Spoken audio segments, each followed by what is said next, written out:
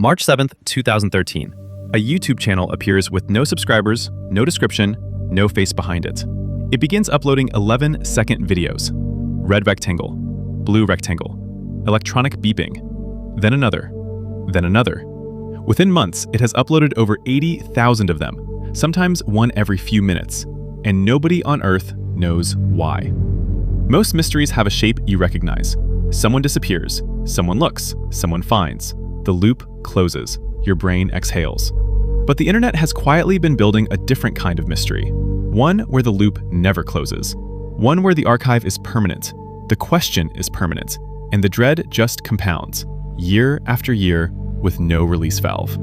Webdriver Torso is where this genre was born, and the worst one is still coming. The sleuths found it first. Reddit threads lit up. Was it a modern number station? The kind Cold War spies used to broadcast coded instructions over shortwave radio?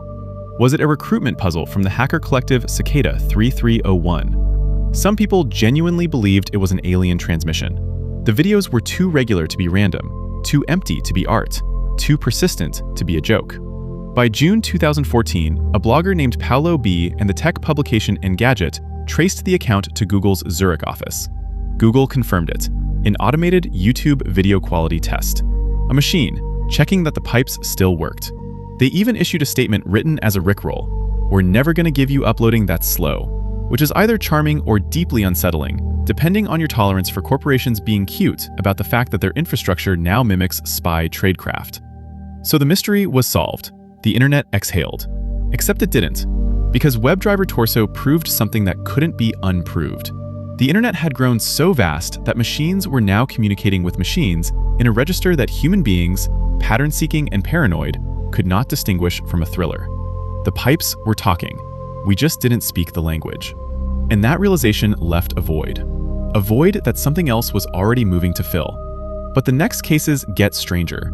So subscribe and keep going. March 30th, 2015. A new YouTube account appears. Same format, different frequency. Over the next 11 months, it uploads approximately 72,000 videos. By February 2016, it is uploading up to 3 videos a minute. The videos feature a single symbol, the Sagittarius glyph, Sagittarius, blurry brown dots, and a heavily distorted, monotone male voice reciting random letters and numbers. Some videos run 4 seconds. Others run 11 hours of pure silence. Atlas Obscura covers it. The BBC covers it. Nobody can explain it. The community that formed around it, hundreds of people on Reddit and Discord, mapped every video. They cataloged landmark uploads, one called Sagittarius Lock, one called Sagittarius D-Lock. They ran the audio through every filter they had. They looked for steganography, hidden data encoded inside the image pixels themselves. They found fragments that might mean something, and fragments that definitely meant nothing, and no reliable way to tell the difference. YouTube suspended the account in February 2016 for terms of service violations, which is its own kind of answer, the platform's immune system reacting to something it couldn't classify. In 2022, an anonymous Twitter user claimed the whole channel was outsider art, a deliberate move to occupy the psychological space Webdriver Torso had vacated. No proof was provided, no name, no follow-up. The claim sits there now, unverified, which somehow makes it worse. Because the true identity of the creator, the meaning of Sagittarius Lock and Sagittarius D-Lock, and the source of that distorted voice remain completely unknown. Not probably unknown, completely. A digital ghost town with a permanent question mark nailed above the door. And the thing about a ghost town is, you keep going back. If Unfavorable Semicircle was audiovisual dread, A858 was cryptographic dread, and it came with the most frustrating non-answer in Reddit history. In 2011, a Reddit account with the name A858DE45F56D9BC9 began posting to its own dedicated subreddit. The posts were walls of hexadecimal code, raw, dense, unformatted. No context, no message, just the hex, day after day for years. A community called r/solving_A858 formed. Computer science students, amateur cryptographers, people who broke codes for fun. They worked in shifts. They managed to decode a fraction of the posts. A handful revealed ASCII art, including an image of Stonehenge and some philosophical quotes. But the vast majority of the strings remained completely impenetrable. Not almost cracked, not close, impenetrable. The decoded fragments didn't form a pattern that explained the rest. They were islands of meaning in an ocean that refused to give up its floor. The account eventually went private, then went dark. Before it disappeared, the account holder broke silence exactly once, to tell the community to stop trying. No explanation for why, no hint at what it was, just stop. And then silence. What was left behind is a subreddit full of people who spent months of their lives on something that may have been art, or cryptography practice, or an actual cipher with a real payload nobody ever unlocked. There is no way to know. The archive is still there. The hex strings are still there. The answer is not. Somewhere in that subreddit, right now, someone new has almost certainly just started trying. Garbage Day.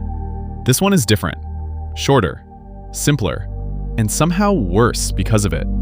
Sometime around 2015, a short video clip began circulating in the darker corners of the internet. It shows a man in what appears to be a suburban living room, alone, watching television. He is completely still. Then he turns, looks directly at the camera, and screams. A full, raw, animalistic scream, before turning back to the TV as if nothing happened. No origin has ever been confirmed. No filmmaker has claimed it. No actors have been identified.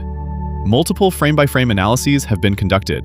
The room contains no identifiable objects that date it or locate it. The television shows a program that researchers have not been able to match to any known broadcast. The quality suggests consumer video equipment from the mid to late 1990s, but that is a guess based on grain and compression, not a verified fact. The man's face is visible. Nobody has ever identified him. The clip has been analyzed for signs of staging, lighting rigs, crew shadows, clapperboard marks in the frame. Nothing was found.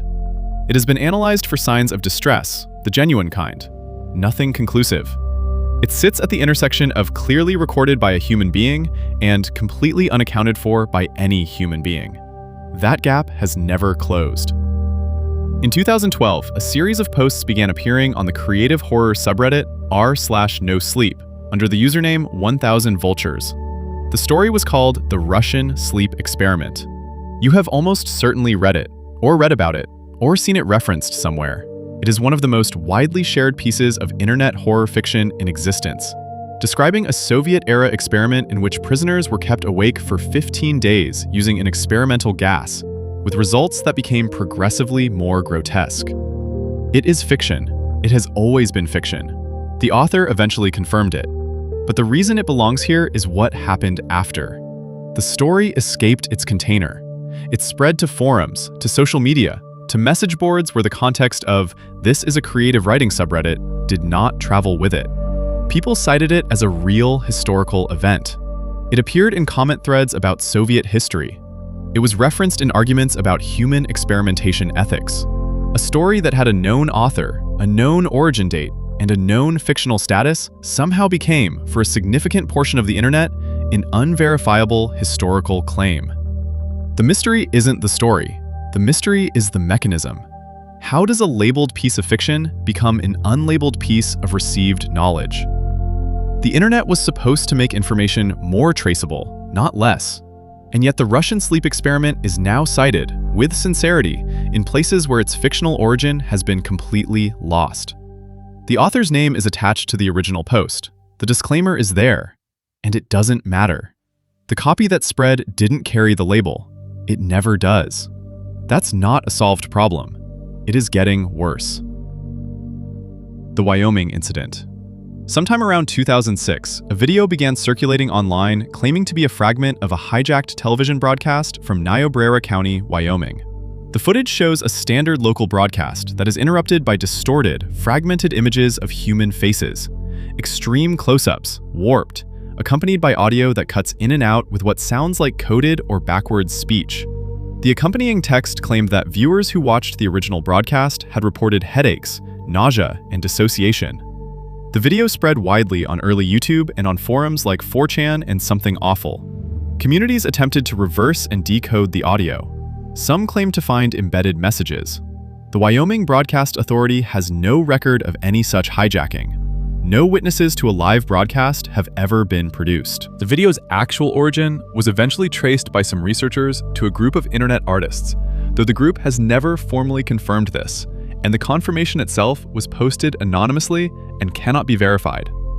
What makes the Wyoming incident interesting isn't the video. It's the claim that watching it causes physical symptoms. That claim cannot be tested. It cannot be falsified.